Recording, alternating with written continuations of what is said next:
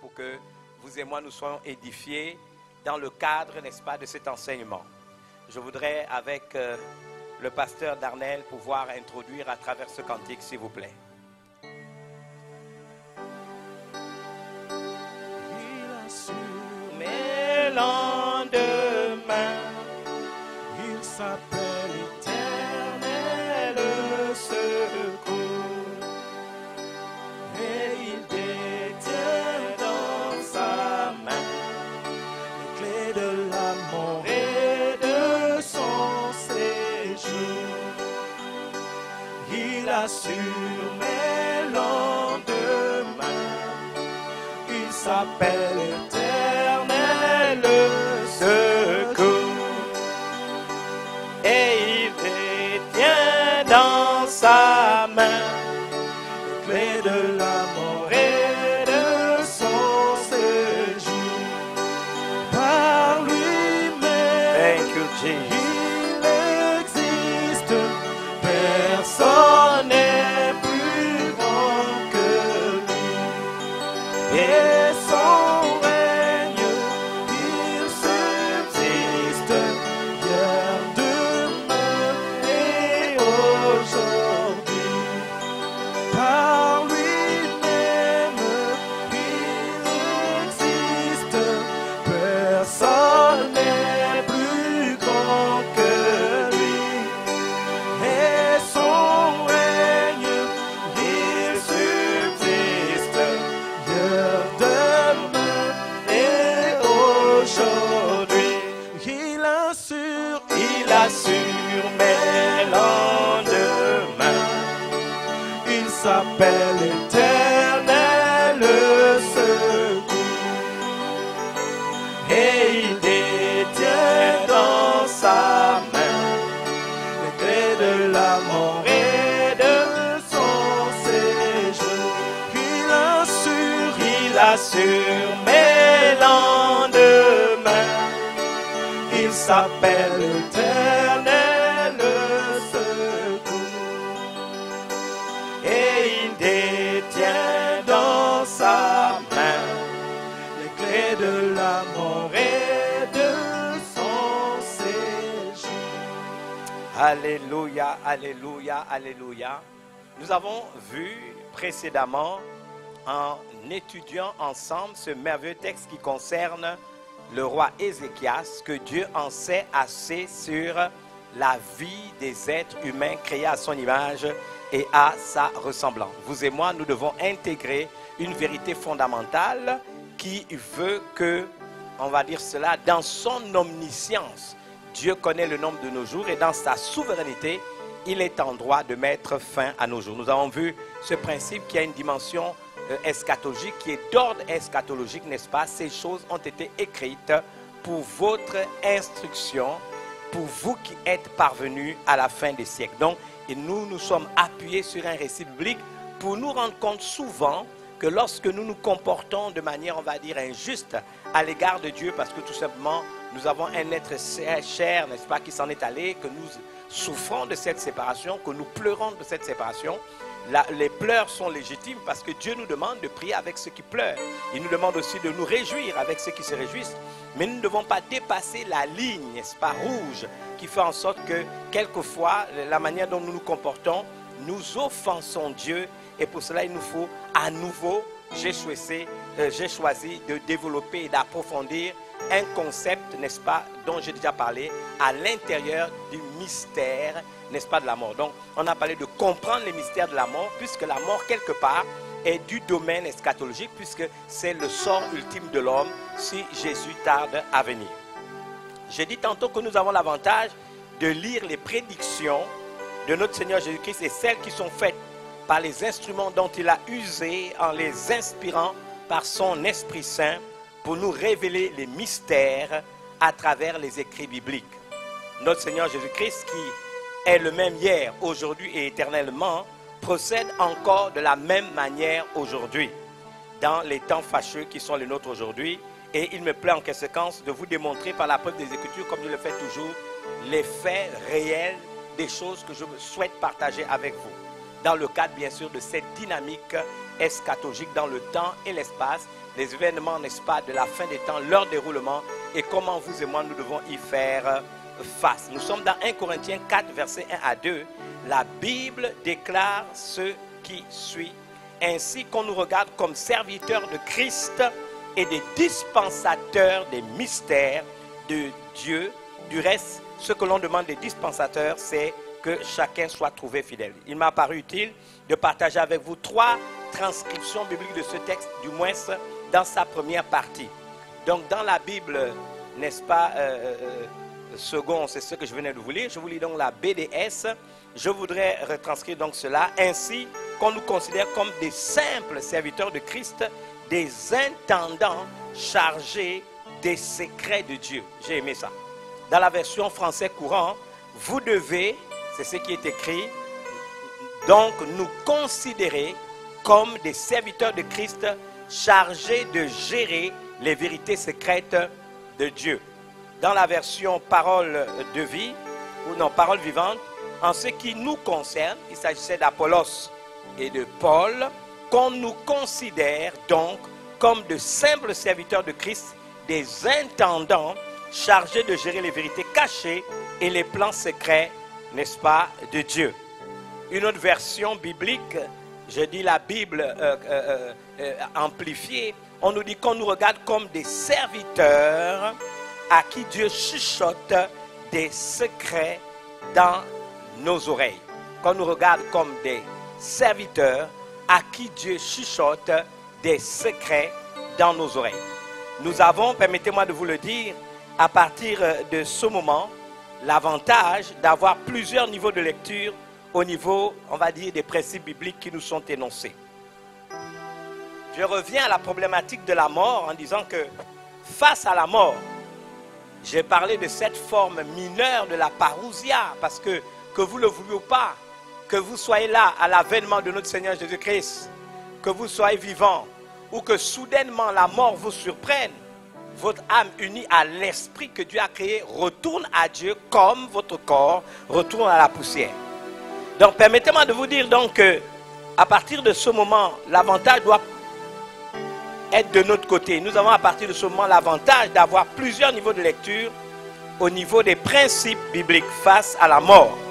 Je dis cette forme mineure de la parousia qui vient également de manière inattendue et soudaine, nous devons aussi intégrer certaines paroles du Seigneur. Je suis revenu dans Matthieu 24, verset 6.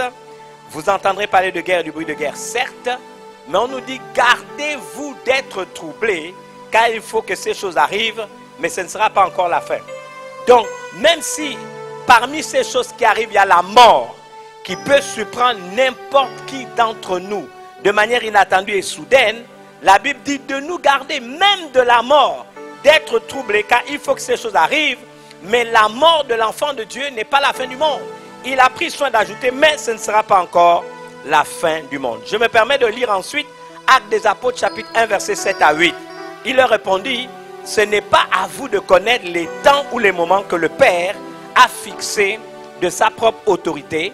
Et il ajoute, mais vous recevrez une puissance, le Saint-Esprit survenant sur vous, et vous serez mes témoins à Jérusalem, dans toute la Judée, dans la Samarie, et jusqu'aux extrémités de la terre. Actes des Apôtres, chapitre 1, versets 7 à 8. Mais, vous savez qu'en grammaire, on nous a enseigné comment apprendre et retenir les conjonctions de coordination. Mais où est donc ornica? Et mais est une conjonction de coordination. Donc on nous dit, ce n'est pas à vous de connaître les temps, les moments que le Père a fixé de sa propre autorité, mais c'est lié à la suite. Conjonction de coordination, vous recevez une puissance, le Saint-Esprit survenant sur vous, et vous serez mes témoins à Jérusalem, dans toute la Judée et jusqu'aux extrémités de la terre. J'aimerais affirmer ici que cette précision biblique est de taille. Ce n'est pas à nous de connaître les temps et le moment que le Père a fixé de sa propre autorité.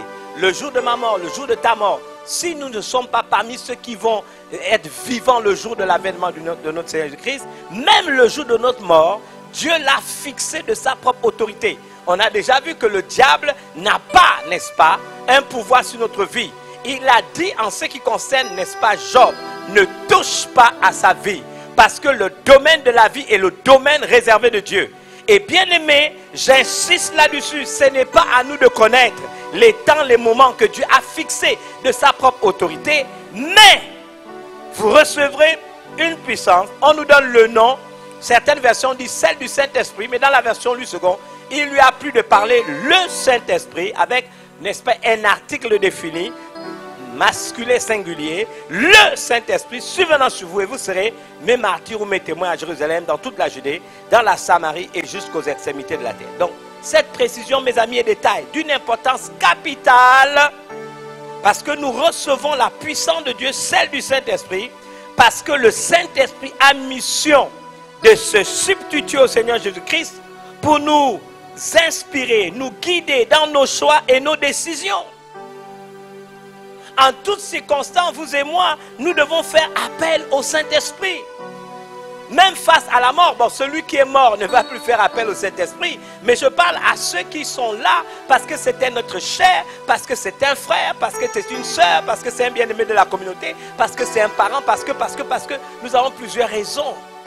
Même dans cette situation, nous avons besoin de l'aide du Saint-Esprit. Dans Jean chapitre 16, je lirai les versets 7 et ensuite les versets 12 à 14. La Bible déclare, cependant je vous dis la vérité. C'est Jésus qui parle.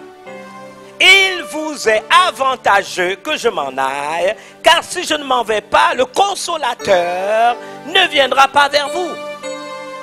Le Saint-Esprit vient nous consoler de l'absence physique de Jésus, mais qui est spirituellement présent par la présence du Saint-Esprit. Mais si je m'en vais, je vous l'enverrai. J'ai encore beaucoup de choses à vous dire, mais vous ne pouvez pas les porter maintenant.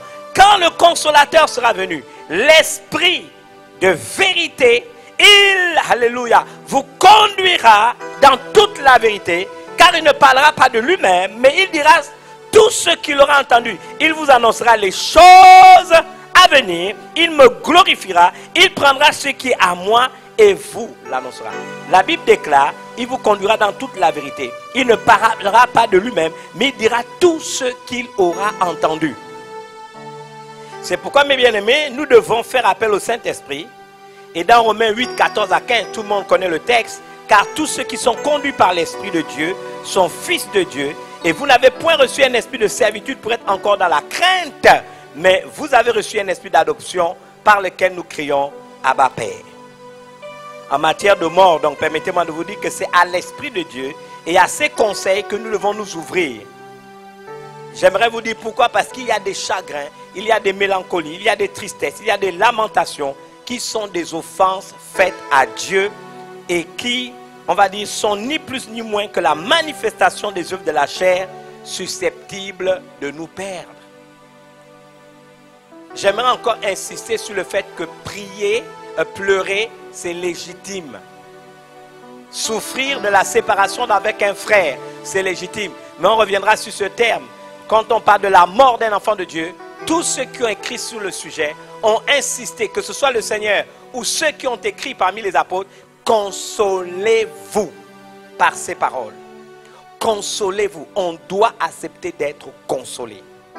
On ne peut pas rester dans, n'est-ce pas, de manière perpétuelle dans des manifestations des œuvres de la chair à travers, on va dire, des chagrins, des mélancolies, des tristesses, des lamentations qui peuvent réellement faire offense à Dieu, parce que d'ailleurs, c'est les œuvres de la chair, parce qu'on n'a pas pris soin de consulter Dieu le Saint-Esprit dans cette situation. Si vous lisez Galates chapitre 5, je lirai les versets 18 à 25. La Bible déclare ce qui suit. Si vous êtes conduit par l'Esprit, vous n'êtes pas sous la loi. Et quelquefois, les manifestations, c'est des manifestations de la loi humaine. La Bible ajoute, or, les œuvres de la chair sont manifestes. Ce sont l'impudicité, l'impureté, la dissolution, l'idolâtrie, la magie, les inimitiés, les querelles, les jalousies, les animosités, les disputes, les divisions, les sectes, l'envie, l'ivrognerie, les excès de table et les choses semblables. Je vous le dis d'avance, comme je l'ai déjà dit, tous ceux qui commettent de telles choses n'hériteront point du royaume de Dieu. Donc si c'est à cause de la mort et que je n'en ai pas une compréhension profonde et précise, que je commence à me lamenter, je commence à prier, avoir des chagrins, avoir des griefs, accuser Dieu, me mettre en colère, c'est les œuvres de la chair qui se manifestent, je m'expose à peine perdent le royaume de Dieu. Mais la Bible déclare, mais l'esprit, mais le fruit de l'esprit, gloire à Dieu, c'est l'amour, la joie, la paix, la patience, la bonté, la bénignité, la fidélité, la douceur, la tempérance. On nous dit, la loi n'est pas contre ces choses. Et on ajoute, ceux qui sont à Jésus-Christ ont crucifié la chair avec ses passions et ses désirs. Si nous vivons par l'esprit, marchons aussi selon l'esprit. Si nous vivons par l'esprit, marchons aussi selon l'esprit. Pourquoi? Parce que la Bible est formelle. Ceux qui sont à Jésus-Christ ont crucifié la chair avec ses passions et ses désirs. La chair a des passions et la chair a des désirs qui sont totalement contraires à la vie de l'esprit. Si je marche selon l'esprit, si je marche selon l'esprit, si je vis selon l'esprit, je marche selon l'esprit. Faut-il pleurer? Oui, quand il y a un deuil, on pleure. Oui, quand il y a un deuil, on console. Oui, quand il y a un deuil, on se soutient. Oui, on souffre. Oui, on a mal. Mais on ne doit pas aller au-delà de la ligne rouge, n'est-ce pas? C'est-à-dire, maintenant, vivre selon la chair, ce n'est pas possible parce que la chair a des passions et des désirs et je ne laisserai pas une situation, y compris la mort d'un être cher, m'amener à voir les passions de la chair et les désirs de la chair. D'où l'importance. Parce que j'ai conscience que la mort d'un enfant de Dieu, c'est une parousia mineure qui amène mon esprit attaché à mon âme, n'est-ce pas, vers l'éternité, vers Dieu qui m'a créé. J'aurai la réalité ultime de la réalité de Dieu, alors que je le verrai face à face, que je le verrai tel qu'il est, que je l'entendrai me dire, bon et fidèle serviteur, rentre dans la joie de ton maître. À partir de ce moment, ceux qui restent vivants, quelle est la leçon que nous tirons de la mort? Parce qu'elle vient de manière inattendue, parce qu'elle vient de manière soudaine, elle n'avertit pas. Vous et moi, nous devons être pleinement conscients. Je me parle à moi-même, pleinement conscients qu'elle peut arriver à n'importe quel moment. Le jour du Seigneur viendra comme un voleur, que ce soit son avènement, n'est-ce pas, où il apparaîtra dans les nuées et que les morts en Christ ressusciteront premièrement et les vivants restés pour cet avènement seront ensemble enlevés à la rencontre du Seigneur dans les airs. C'est une réalité inéluctable. Mais ceux qui meurent avant qu'ils ne soient ressuscités pour aller à la rencontre du Seigneur dans les airs connaîtront aussi une forme de parousia avant de voir, n'est-ce pas, la parousia majeure. Comment? Parce qu'ils seront morts de manière soudaine et que l'autre côté, s'ils sont en Christ, leur ange gardien les amènera d'abord vers Jésus qu'ils ont servi. Voici pourquoi face à la mort, qui souvent est une expérience soudaine, un événement inattendu, il faut nous ouvrir au Saint-Esprit pour savoir que faire pendant ce moment-là, face à la situation qui touche un de nos bien-aimés, une personne qui nous est chère, et le texte biblique que je vais lire, dont j'ai paraphrasé un peu hier le texte, va nous y aider. On revient sur Ecclésiaste chapitre 12, versets 6 à 7. On nous dit, avant que le cordon d'argent se détache, que le vase d'or se brise, que le seau se rompe sur la source et que la roue se casse sur la citerne, avant que la poussière retourne à la terre comme elle y était et que l'esprit retourne à Dieu qui l'a créé. Bien-aimé, avant que le cordon d'argent ne se rompe ou ne se détache. Dans la version française courant, on nous dit, alors le fil d'argent de la vie se détache, le vase d'or se brise, la cruche à la fontaine se casse, la poulie tombe au fond du puits, le corps de l'homme s'en retourne à la terre d'où il a été tiré et le souffle de vie s'en retourne à Dieu qui l'a donné. Le mot hébreu biblique pour le cordon se dit Rebel. Rebel littéralement est traduit par cordeau à mesurer. Cordeau à mesurer, c'est le Rebel. Et le Rebel, pour ceux qui font l'hébreu avec moi en philologie, c'est le Ret, le Bet et le Lamed. Rebel, littéralement cordeau à mesurer, faire ressortir, n'est-ce pas, faire référence peut-être à une autre vérité biblique qui fait ressortir la notion du nombre de jours qui est destiné à chacun d'entre nous. C'est pour ça que c'est un cordeau à mesurer. Vous avez su que dans le psaume 139, par exemple, versets 15 à 16. C'est David qui dit: mon corps n'était point caché devant toi lorsque j'étais fait dans le lieu secret, tissé dans les profondeurs de la terre. Quand je n'étais qu'une masse informe, tes yeux me voyaient. Mais il prend soin d'ajouter: et sur ton livre étaient inscrits les jours qui m'étaient destinés avant qu'aucun d'eux n'existât. Parce que le Dieu auquel je crois connaît la fin d'une chose avant son commencement. Donc, ce que je voudrais vous dire, dans ton livre étaient tous inscrits les jours qui m'étaient destinés. Dieu connaît les jours qui nous sont destinés, avant qu'aucun d'eux n'existe. Le psaume 139, versets 15 à 16. Dans la version Parole de vie, c'est transcrit ainsi: quand tu me formais dans le secret, quand tu me brodais dans la profondeur de la terre, tu voyais tout, rien n'était caché pour toi. J'étais à peine formé, tu me voyais.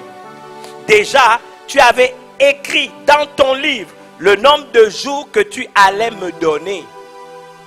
Et pourtant, aucun n'avait encore commencé. Tu avais déjà écrit dans ton livre le nombre de jours que tu allais me donner. Et pourtant, aucun n'avait encore commencé. Avant même de naître, Dieu connaît le nombre de mes jours. Et il sait pourquoi il m'a donné ce nombre de jours. Il en est pleinement conscient. Dieu connaît le nombre de nos jours. Il connaît la fin d'une chose avant son commencement. Dans le psaume 92, versets 10 à 12. Les jours de nos années s'élèvent à 70 ans et pour les plus robustes à 80 ans. Et l'orgueil qu'ils en tirent n'est que peine et misère. Car ils passent vite et nous nous envolons. Mais ce qui m'intéresse, c'est la suite. Qui prend garde à la force de ta colère et à ton courroux selon la crainte qui t'est due? Et il ajoute: enseigne-nous à bien compter nos jours afin que nous appliquions notre cœur à la sagesse. Je voudrais lire la traduction français courant. Notre vie, elle dure 70 ans. 80 ans pour les plus vigoureux. Mais nous n'en retirons que peine et malheur. La vie passe vite et nous nous envolons.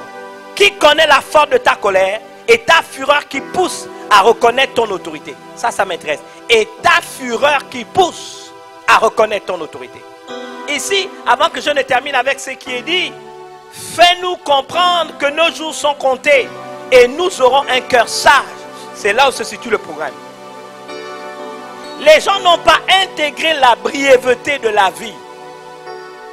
On ne veut pas intégrer la brièveté de la vie. On pense que la vie, bof, c'est comme ça. La vie, bof, on va la vivre comme ça. La vie, on va faire ce qu'on veut. Non, mes amis. Non, mes amis. On ne peut pas faire ce qu'on veut avec la vie. La brièveté de la vie est une réalité. Ce qui pousse le psalmiste à dire, et je sais que le psaume 90, c'est Moïse, n'est-ce pas, qui l'a écrit. Il dit: fais-nous comprendre que nos jours sont comptés et nous aurons un cœur sage. C'est la raison pour laquelle on nous pose la question: qui connaît la force de ta colère et ta fureur qui doit nous pousser à reconnaître ton autorité? Bien aimé, si c'est aujourd'hui que Dieu décide que je meurs, c'est son autorité. Je dois apprendre que Dieu est souverain dans les choix qui concernent ma mort, mon existence sur terre.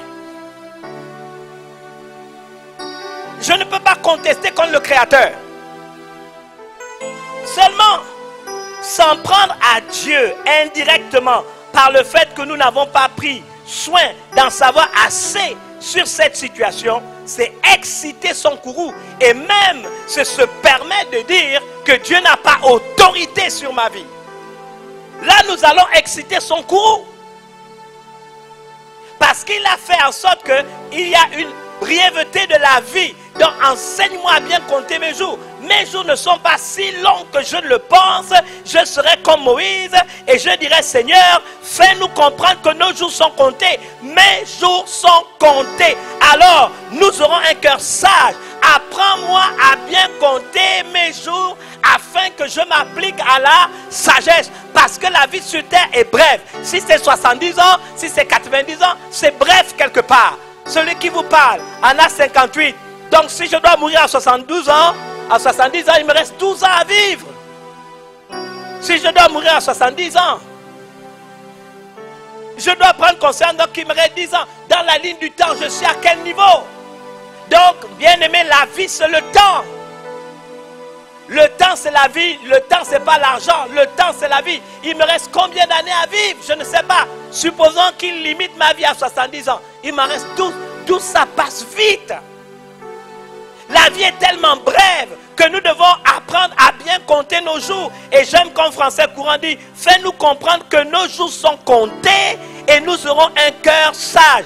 Mais la question qu'il pose, la vie passe vite et nous nous en voulons. Qui connaît la force de la colère, de ta colère et ta fureur qui pousse à reconnaître ton autorité?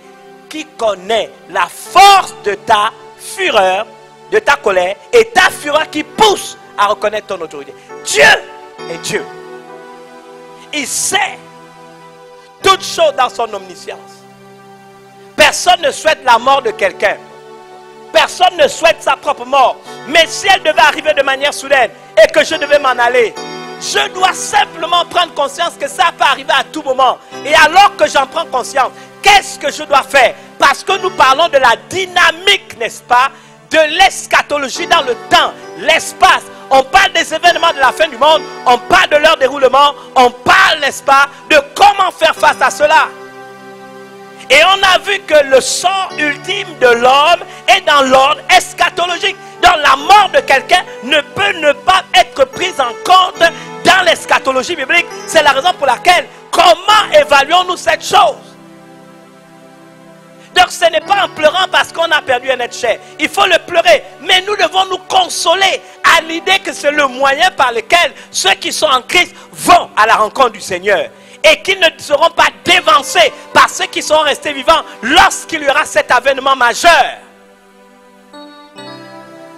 Donc qu'est-ce que je fais entre-temps? J'apprends à bien compter mes jours, afin d'appliquer mon cœur à la sagesse à cause de la brièveté de la vie. Et Dieu, dans sa souveraineté, peut décider quand je dois mourir. Et si c'est quelqu'un qui meurt en Christ, personne n'a le droit, de manière directe ou indirecte. Les gens, n'est-ce pas, par des formules de fausses pleurs, on se jette, on crie, on est désespéré, on est dans les lamentations, on est dans, on va dire quoi, les cris, on est dans toutes ces choses. Dieu n'est pas con, mais lui qui sonde les cœurs et les reins peut évaluer à quel niveau indirectement c'est lui qu'on offense.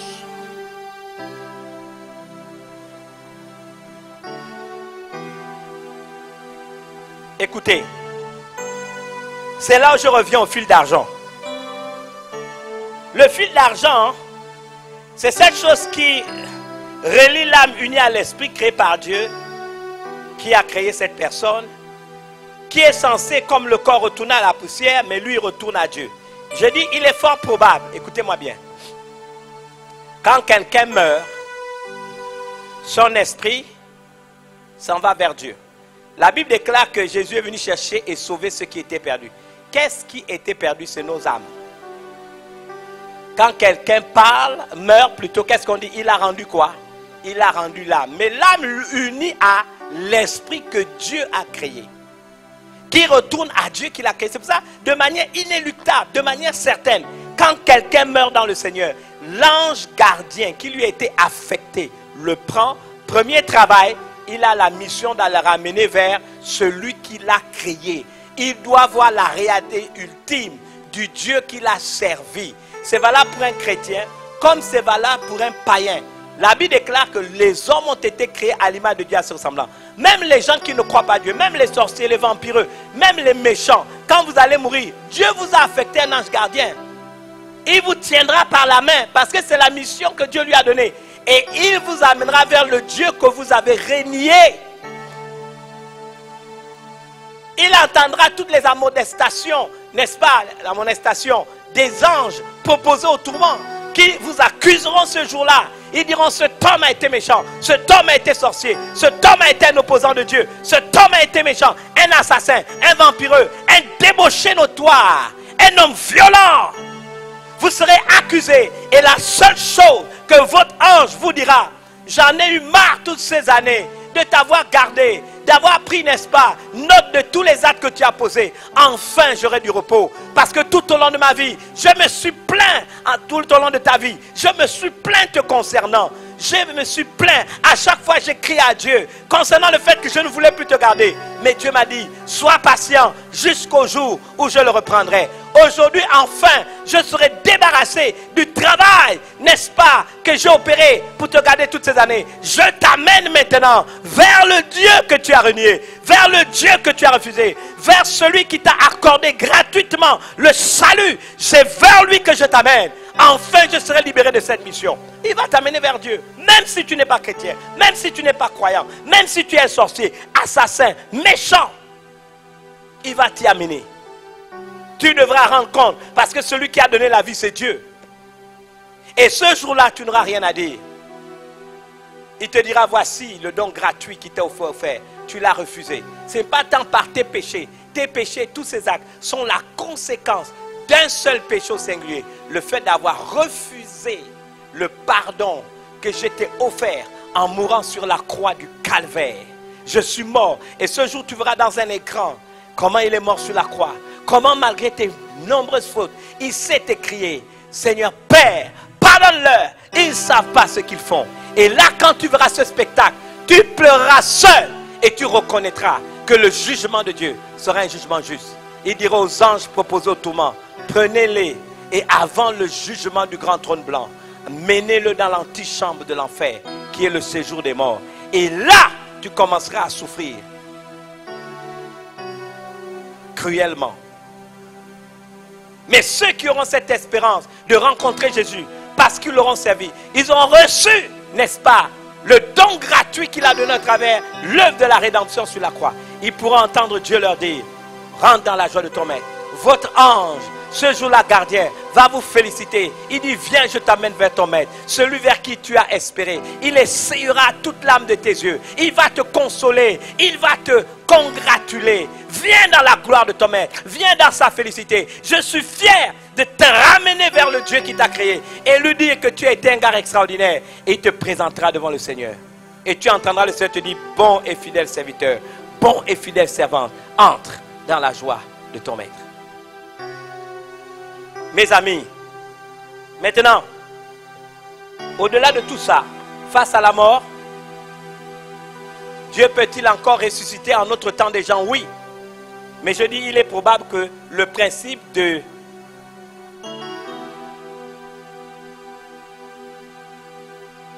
ce que j'ai osé appeler, parce que c'est l'enseignement que je vous ai donné, le cordon d'argent, il est possible que Jésus et les apôtres en savaient beaucoup là-dessus. Vous savez, quand quelqu'un meurt, au moment où il va, il y a une distance où on peut encore le rattraper. C'est ce qu'on appelle le cordon d'argent. Tant que ce cordon n'est pas encore détaché, quelque chose peut se passer. Donc quand vous avez appris la mort d'un être cher, ou que vous êtes témoin de la mort d'un être cher, demandez au Saint-Esprit, est-ce que le cordon d'argent est déjà détaché? Ça dépend de la manière, de la grâce, n'est-ce pas? J'ai fait 2 expériences de résurrection dans ma vie. La première, c'était il y a longtemps, avec une personne que je considère comme une parente, comme une petite sœur. C'est une grande dame de Dieu, c'est Patricia Piebi, ici à Bethany. Nous étions dans les années 90 et je pense que nous étions ici à un long séminaire avec le pasteur Yves Gravet et Michel Gravet.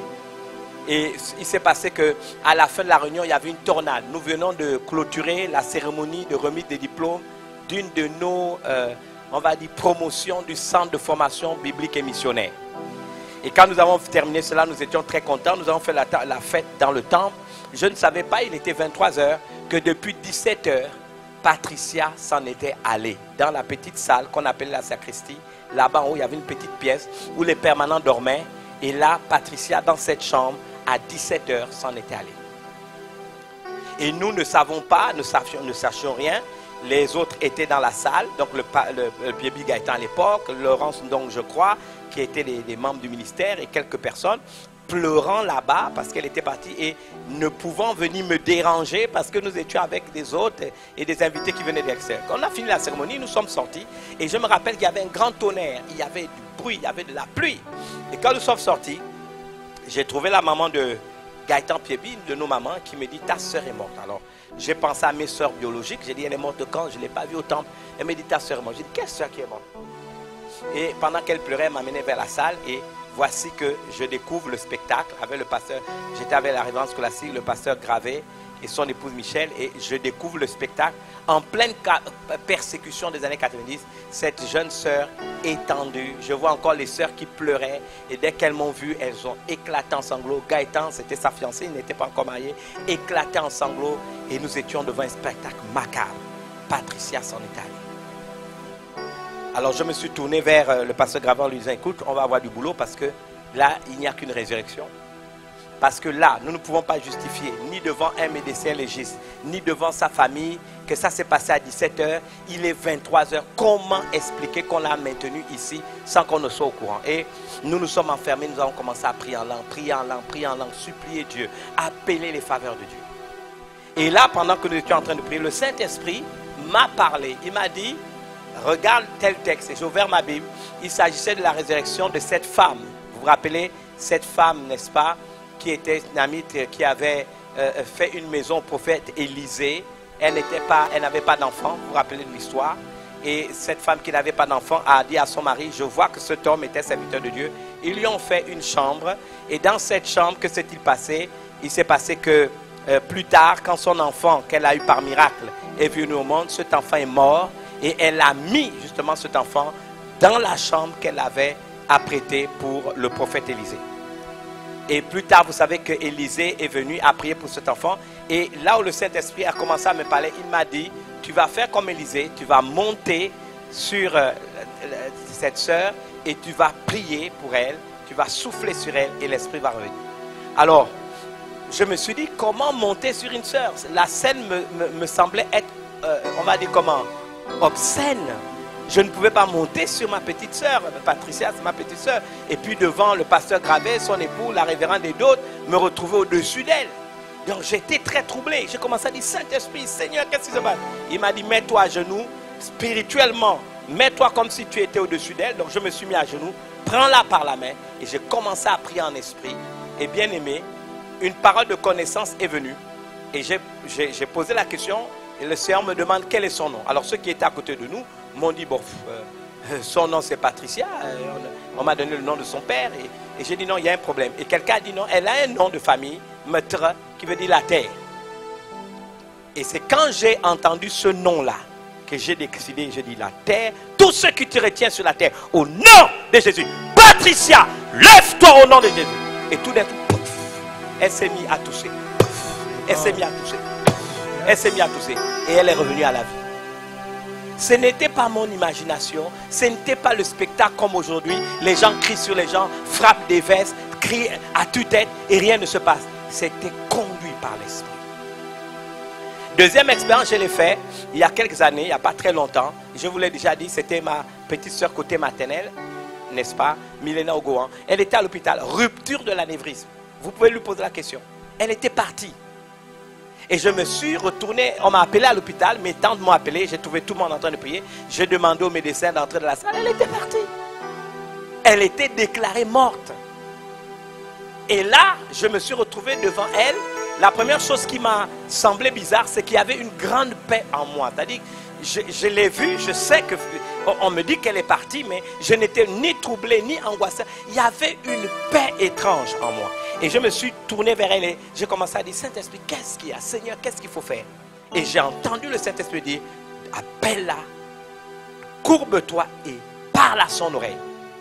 Et je me suis coupé sur lui et ça m'a dit, Milena, c'est moi Francis. Elle sait, je suis ton grand frère. C'est moi le pasteur Francis, ton grand frère. Au nom de Jésus, reviens. Elle est revenue. Bien aimé, je vous ai donné l'expérience d'une maman. Ça fait quelques semaines qu'elle est partie à l'hôpital militaire. Et sa fille a eu le réflexe d'appeler le prophète Zogo Meksan pour lui dire, maman vient de partir, c'est terminé, est-ce que tu peux prier? Et le prophète lui a dit, prends ton téléphone et fais tout, je vais lui parler. Et les médecins, tout à fait normalement, ont dit que ce n'est pas normal, mais elle a dit non, c'est juste une prière. Et quand elle a attendu le téléphone, cette femme qui est déclarée morte, je ne peux pas vous dire, ce que je ne lui ai pas encore posé la question, ce que le prophète lui a dit. Mais je sais une chose, le lendemain, elle qui avait déjà été recouverte avec un drap, était assise dans la chambre mortuaire avait plié le doigt et attendait qu'on vienne la chercher. Donc, il est probable que c'est la même chose que Jésus a faite quand il a vu la veuve de Naïm. On a mené l'enfant au cimetière, mais il a vu que le fil d'argent n'était pas encore rompu et il a fait lever cet enfant. C'est possible, c'est ce qu'il a fait avec la fille, n'est-ce pas, de ce pharisien, Jairus. Ma fille est dans l'extrémité. Jésus s'en est allé. Il dit, ne crains rien, je viens. Il dit, viens, impose les mains à ma fille, elle vivra. Jésus dit, viens, ne t'inquiète pas. Quelques minutes plus tard, les gens disent, c'est fini. Ta fille est morte. Ne dérange plus le maître. Mais quand Jésus est allé, il n'a pas dit qu'elle est morte. Il a fait sortir tous les gens de la salle. Il a dit, elle n'est pas morte, elle dort. Et pendant qu'il a dit qu'elle dort, les gens se sont mis à rire. Il a mis dehors toutes ces personnes, n'est-ce pas, incrédules. Il n'a plus que 3 disciples avec lui. Il s'est étendu sur cette jeune fille, l'a pris par la main et a déclaré Talita Koumi. Jeune fille, lève-toi. Cette fille s'est levée. Tabitha était morte alors que les gens qui étaient autour se mettaient à pleurer. Dorcas avait été une femme extraordinaire. Pierre a été appelé, il est arrivé, il a vu plein de gens, il les a mis dehors, il est rentré dans la salle, il a fermé la porte, il est resté avec Tabitha. Peut-être il avait la révélation que le cordon d'argent n'était pas encore coupé. Alors il a prié pour elle. Quand la porte s'est rouverte, il a ramené Tabitha, Dorcas vers ces femmes veuves qui pleuraient et qui avaient besoin d'aide. Je ne suis pas convaincu que ce soit le Seigneur Jésus ou que ce soit ses disciples, ses apôtres qui l'ont fait simplement pour faire amuser la guérillerie ou se donner un quelconque renom. Ils étaient tous, c'est le dénominateur commun, conduits par l'Esprit. Et il y avait certainement à cet instant précis la révélation que le cordon n'avait pas encore été coupé. Je pense que Jésus peut encore faire des résurrections aujourd'hui. Mais puissions-nous être conduits par l'Esprit. Maintenant, si le cordon est coupé et que la personne définitivement se doit d'être partie, nous n'avons pas de raison d'accuser Dieu de manière indirecte. S'il vous plaît, j'aimerais vous le dire, la brièveté de la vie doit nous inciter à la sagesse. Nous devons être comme Moïse. Fais-nous comprendre que nos jours sont comptés et nous aurons un cœur sage. Enseigne-nous à bien compter nos jours afin que nous appliquions notre cœur à la sagesse. Que Dieu vous bénisse et surtout, ayez conscience que le regard de Dieu est sur vous. Merci.